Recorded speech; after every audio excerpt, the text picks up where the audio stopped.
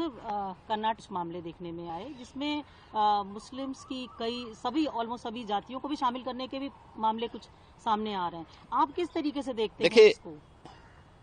कांग्रेस का वक्तव्य बहुत दुर्भाग्यपूर्ण है और भारत के इस्लामीकरण करने और भारत को विभाजन की ओर धकेलने का एक कुचेष्टा का एक हिस्सा है। कांग्रेस यूपीए सरकार आने के बाद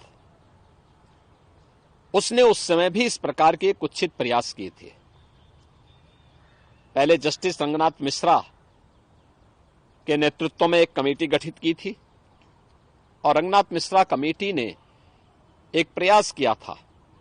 उस समय भी उस कमेटी की जो रिपोर्ट थी वो इस बात की ओर ध्यान आकर्षित करती थी कि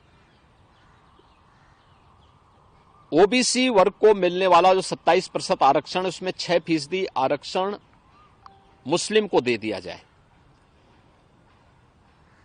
ऐसे ही उस कमेटी की रिपोर्ट में यह भी था कि दलितों को भी, यानी जो लोग कन्वर्ट हो चुके हैं मुसलमान, उन लोगों को भी दलित का एक हिस्सा, मुस्लिमों का एक तबका ऐसा है जिसको दलित का पार्ट बनाया जाए। दलितों को मिलने वाले जो सुविधाएं उसके अनुसार भी उनको ट्रीट किया जाए। उस समय भारतीय जनता पार्टी ने बहुत बड़ा आंदोलन किया था।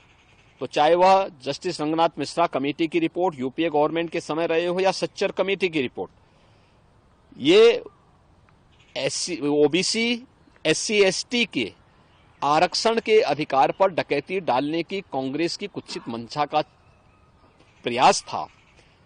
और प्रधानमंत्री मोदी जी ने जिन मुद्दों की ओर देश का ध्यान आकर्षित किया है, जिस पर उन्होंने कहा है कि ये अनुसूचित जाति, जनजाति और पिछड़ी जाति के लोगों के हकों में लोग लूट करना चाहते हैं, लूट मचाना चाहते हैं। आपने कल कांग्रेस की कर्नाटक की गवर्नमेंट के उसको देखा है जिसमें उन्होंने कहा कि साहब हम मुसलमानों को 32% आरक्षण देंगे। ये चीजें क्या है? ये सच उजागर हो रहा है और कांग्रेस के कुछ सांसद भी सैम पेत्रोदा की बातों का समर्थन कर रहे हैं। जो सांसद पद के प्रत्याशी हैं वे लोग समर्थन कर रहे हैं। तो ये चीजें दिखाती हैं कि इनकी मंशा देश के प्रति अच्छी नहीं है। अनुसूचित जाति, जनजाति और पिछड़ी जाति के लोगों को मिले हुए संवैधानिक अधिकारों से ये लोग वंचित करना चाहते हैं। उनके अधिकारों को जबरन ये लोग लूटना चाहते हैं और दूसरा विरासत टैक्स के आधार पर पूरे देश को तबाह करना चाहते हैं।